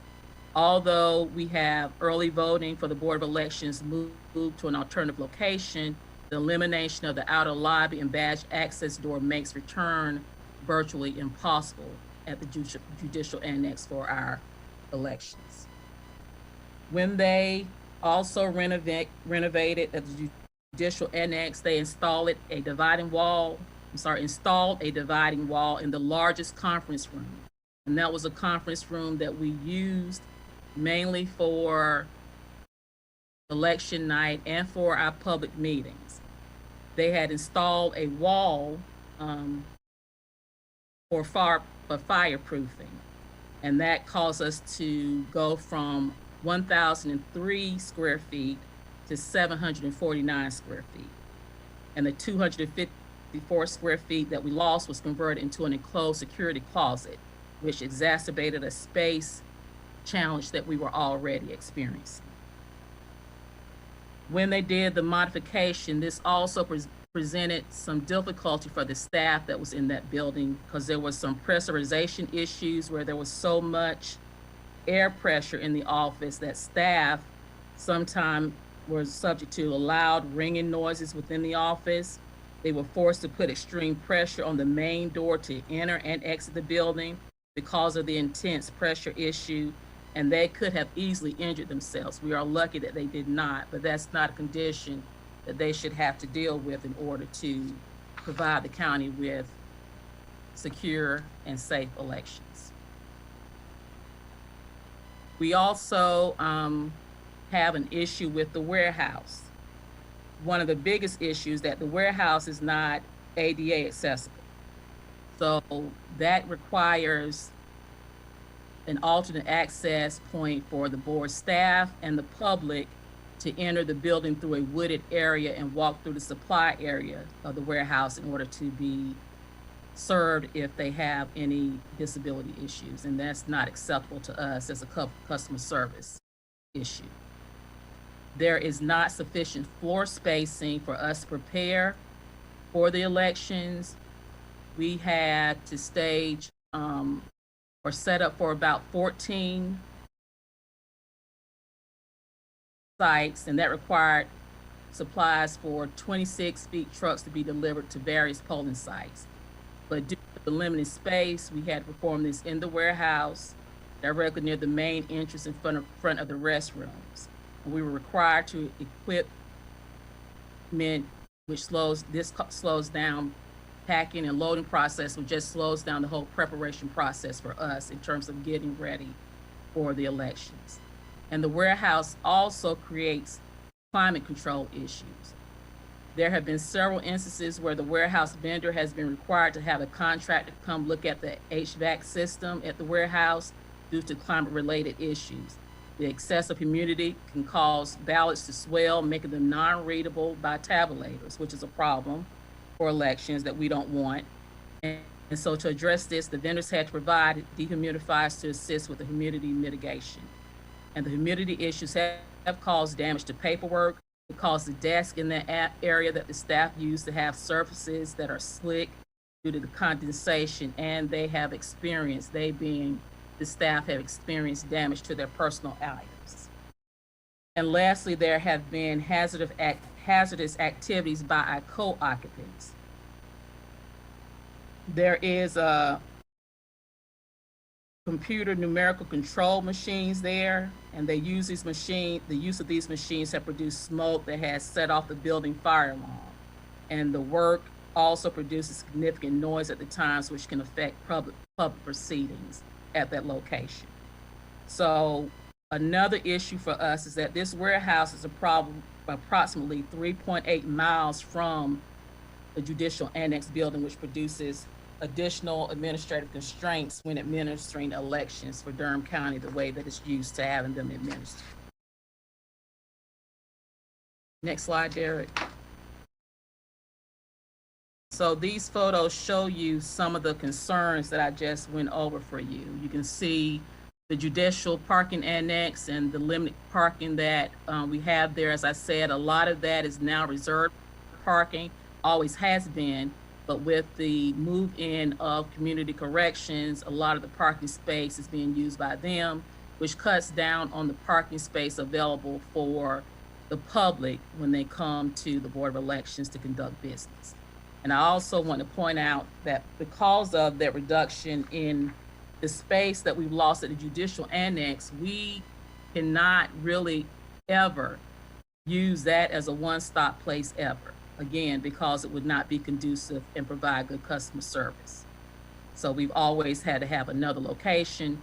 We have not, and probably will not ever again be able to have our public meetings there because of the space we lost in the boardroom, where we normally would have space sufficient to accommodate the public, that no longer exists. So that's why for the past year or so, if not a little longer, Derek, correct me if I'm wrong, we've been having the meetings across the street at the Admin 2 building so that the public could have adequate spacing to attend those meetings if they choose to. Next slide, Derek. So as you can see, we have been pretty much doing, at least in 2020, we operated over 4 locations to make sure that Durham County had a safe and effective election with very little error. But that's not something that we can continue to do. And one of the reasons we can't continue to do that is because of what we anticipate to be the growth that's going to happen in Durham in terms of the registered voters. Derek, if you can go to the next slide. So in analyzing our future space requirement, we realized that Durham County continues to outpace the state as a whole in the growth of newly registered voters. Durham County is projected to have more citizens registered to vote and require services from the Board of Election, as you can see in Table 1.2. As voter registration continues to increase, so will our space requirements for the Board of Elections. We are assuming, if you look at Table 1.2, a 77.9% increase in registered voters to the population ratio. And that's a Currently, another issue that gives us concern about our space is that whenever a precinct reaches the threshold of about 6,000, that is a number that we start looking at as a precinct that we may need to split in order to make sure it's not so congested and that voters can have good access at their precincts when they choose to vote there. Currently, we have 11 precincts with over 6,000 registered voters. These precincts will eventually have to be divided or split, which is going to increase the number of sites that we're going to have to manage as voters. Also, we have to keep in mind that in 2022, photo identification may be implemented, which would also require an increase in the need for administrative space. And these space concerns were included in our response to the Durham County Facility Master Plan update in 2017. There have also been several conversations with county administration on these space constraints, and within the past 2 years, that is how the board warehouse space was moved from general services to a vacant Leesville Road fire station, and now we're at South Austin Avenue or South Austin location. So all those, this has helped some. It's only temporary, and we're looking for a more sufficient space so we can continue to conduct elections the way that our county has come to expect us to. Our concern is that if we don't, it's going to impact how many sites that we can safely and securely staff for early voting. And early voting is a major part of voting in Durham County because it helps relieve the pressure on voting day. And I think we've demonstrated that time and time again, that we create a robust early voting plan so that our election day, we don't have those long lines, and our citizens appreciate that and they look forward to that every election. One of the things, next slide, Derek. One of the things we would like you to take into consideration is that Durham County operates like some of our bigger counterparts, even though we don't have their size. For instance, when you look at Wake and Mecklenburg County, for instance, Durham County offered one early voting site for every 17,470 voters, whereas Wake and Mecklenburg County offered one site for every 39,725 voters. That was for Wake County, and Mecklenburg one site for every 23,302 voters. And we're ranked 84th out of the 100 counties in geographic size, whereas Wake is ranked 7th and Mecklenburg is ranked as number 38. So even though we don't have their size, we operate as that based on our population. And it has helped us to have these seamless election results that our citizens in our county depend on. So our survey indicates that other comparable county board of elections operate out of insufficient spaces as well. But Buncombe, New Hanover, Union, and Wake counties all have a current or planned capital funds to address their space deficiencies. And in 2019, Wake County moved to a 76,000 square foot facility with the intention to expand at a later date. Next slide, Derek. So based on this information, we are asking that there be a feasibility study dedicated to finding the Board of Elections 40,000 to 50,000 square feet so that we can be in one central location to conduct all the functions that we are required to do under statute so that we can do them in a safe, secure, and efficient manner that our citizens deserve and have come to expect from us. So we are here and open for any questions that the board may have.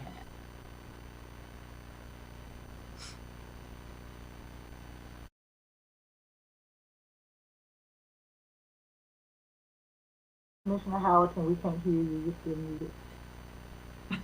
Okay, I put myself on mute here. So thank you so much for this presentation. And I'll ask the commissioners if they have questions, comments.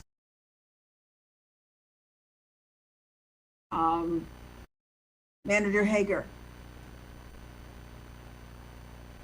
Hi there. I just wanted to say hello to Ms. Baxton and Derek. We're so grateful for all that you do for the elections in our community and the tremendous work that you do. I did want to share with commissioners that the timing of this discussion flows well with our master facility plan update. As you may recall, we shared with the board earlier this month about the timeline. And so over the next several months, we will be working with departments to refresh their facility master plan. This one may be a little bit unique in that this is probably a brand new look compared to what we had evaluated before. And as Ms. Baxton shared, we've always tried to meet the needs of the elections department as best we could, but oftentimes it may not be ideal. And so with the CIP review and facility review, we can definitely incorporate updated information as a part of the overall plan. So timing wise, this is a good discussion. And if I may, just one thing I wanted to add that I forgot to add, that we are requesting for this to be done by 2024, before the next presidential election, because we are expecting that to be an even more intense election than the last one we went through, last presidential election. So we really need to be in a position where we're settled before then so that the citizens are used to the new location and are ready to adapt for that and have their right to vote heard without any complications. Commissioner Burns. I want to follow up on something that, one, thank you to Mr. Bones and Ms. Baxton. That was very thorough. I had the slides, but I even jotted down a couple of things. To follow up, the request that you made was for the feasibility study, but of course the feasibility study doesn't get you to the space. And then interim manager Hager pointed out that it fit well into the CIP plan. So I guess my two questions are, will we be adding that feasibility plan or that request into that CIP plan? And then additionally, I think back to DDI's downtown summit that they had a couple of weeks ago, and someone can correct me if I'm wrong, but if I'm not mistaken, the available office space downtown, I think we're at 93% occupied. So as we look to do this feasibility study, one of the main reasons why you have a board of elections downtown, it has to do with access. So my other question is, even as we're looking at new builds and everything else, property is getting brought up, right? Space is being taken up. So would this feasibility study actually, and I know you can't answer it now, will we be looking at new construction options? And I know that that's way out there. So those are the two things. Number one, I'll reiterate, is that feasibility study going to be entered into the CIP plan? And then what options are we looking at? Are we looking for current space that's possibly coming available? Because what we don't want to do, everybody knows that it's downtown. And I just remember how hard it was for some of us when y'all moved into the other space.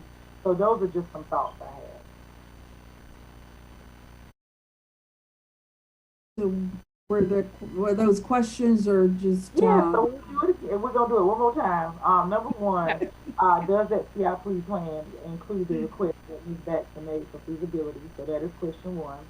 And for question two, as we're looking at this feasibility plan, I just want to throw out into the space that even DDI knows that we are limited on office space downtown. And so, what are our thoughts?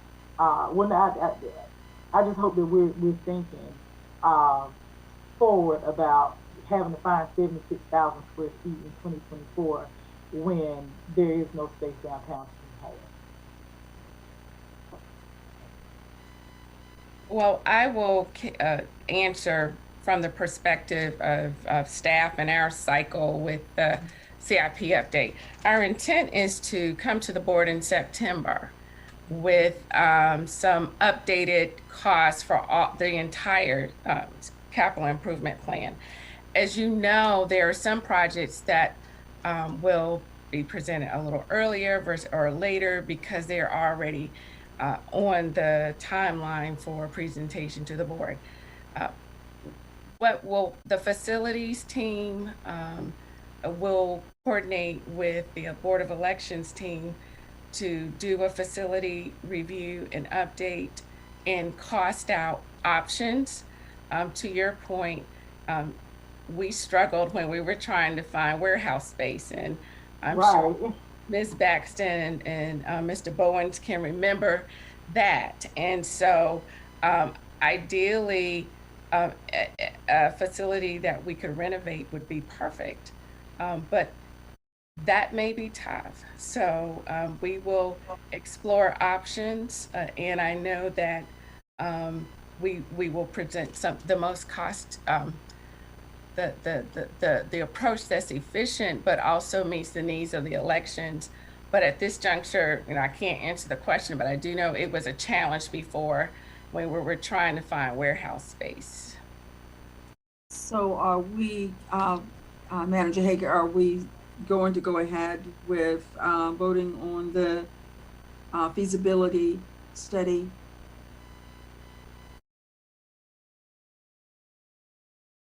Yes, I mean, yeah, you can move forward with voting on it. I think we can fold it into our current process, and it would not require a formal vote because we are doing that right now. And we can come back to the board if it requires something beyond what we're planning right now with O'Brien Atkins. Okay. Okay, then we won't need a motion then. We just can move on, and thanks to both of you for bringing this to us and for all the work that you and your team do, because, without you taking care of us at the out there at the polls, we'd be in trouble. You do an extraordinarily good job. Thank you. Were there any other questions for? Yeah, I'm sorry. I didn't know if you had seen my hand. I know it's been challenging. I see your hand. Okay, Yes. thank you. Okay. Thank you so much, Derek and Dawn, for your great work. And I know I've been over at the Board of Elections. I remember when I was filing, seeing some of the issues that you were speaking about and that were in the pictures that you all have been dealing with. And I think it is really important that we address some of the, especially the issues related to working conditions and things like that are really, that are impacting people. And of course, the security of the operations. I guess, Claudia, just to clarify this, then, is this something, this is not something additional to add to the upcoming FY 21-22 budget? I just wanted to get clarification on that. No, we will not need additional dollars to support this. As we share with the board, we do have a facility master plan review that's happening, and we have a contract for that. There are times that we have scopes of work that may exceed that particular contract, and if that happens, we would come back to the board. But this is something that we feel we can fold into our current facility review. Okay. And will there be an assessment of things like even being able to add on to the existing building and things like that? Oh, Would absolutely. Yes, ma'am. Yeah, We look at all options because the great thing about this community, we're growing. That also is a challenge when you're looking for space and having the ideal location. So we typically try to give some options, but I'm hopeful we can find a solution that's pretty seamless, but we shall see. Thank you. Okay. All right, thank you so much. Again, thanks both of you, Don and Derek. We appreciate you. Thank you for having us. You're welcome. So, commissioners, we are down to boards and commission appointments. So we have Alex, the Senior Assistant County Attorney, Mr. Darby, to read the results. If you are ready for that. We can't hear you. Can't hear you. Do you have those? Monica, did you give me the ballots?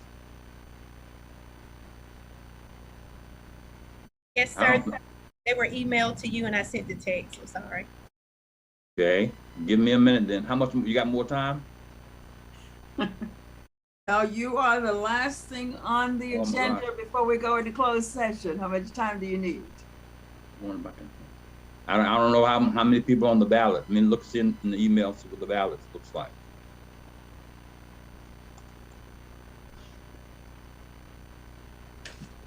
Monica can tell you that. Monica, when did you send me the ballots?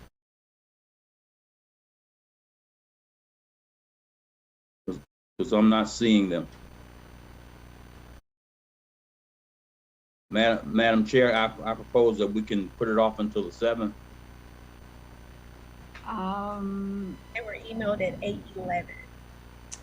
Monica, is there any reason that it has to, we can't put it off till the 7th? Does it have to be done tonight? If you will give me one moment, I can just double check. I'm certain the other memorial and nursing home could probably wait, but I'm not sure about the hospital board. So give me 1 second. Can you resend me the ballots? I sure don't see them. Yes, sir. Okay, I see it now. I see it now. Okay.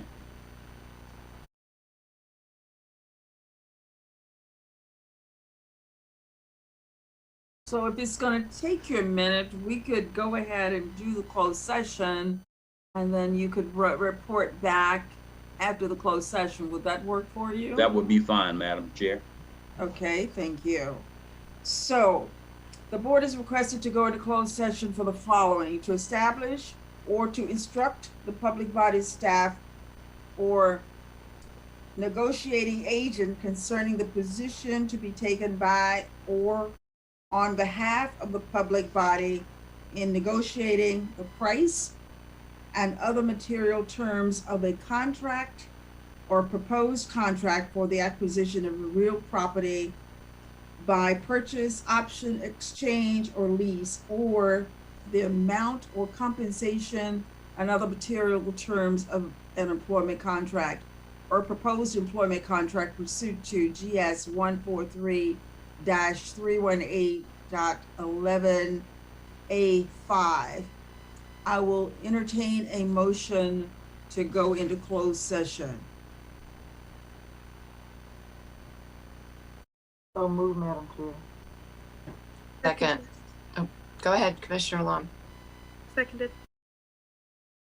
So it's been moved and by Commissioner Burns, properly second by Commissioner Alum. I'll take a verbal vote of the clerk. Commissioner Alum? Aye. Commissioner Burns? Aye. Commissioner Carter? Aye. Vice Chair Jacobs? Aye. Chair Howerton?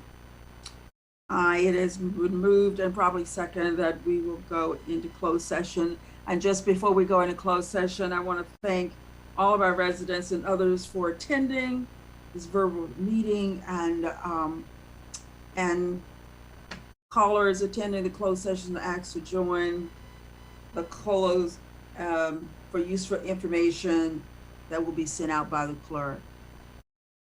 So we are in closed session.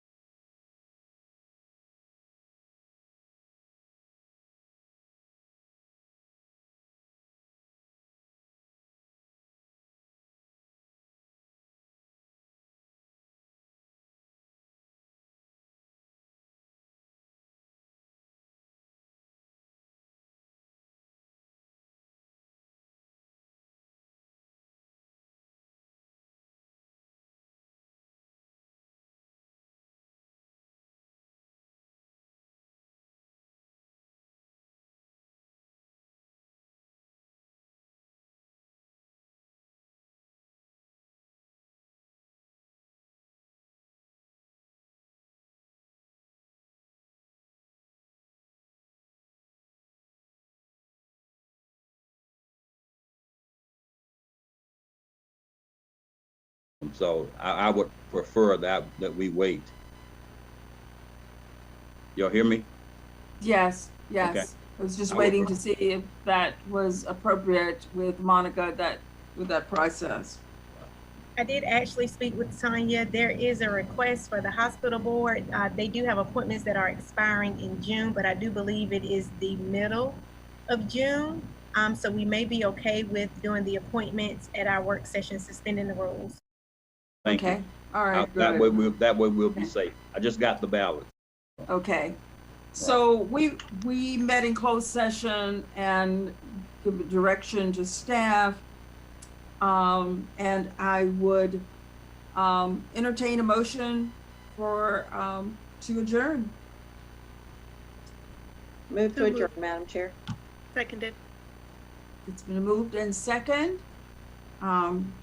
If we could have clerk call the roll. Commissioner Alam, Aye. Commissioner Burns, Aye. Commissioner Carter, Aye.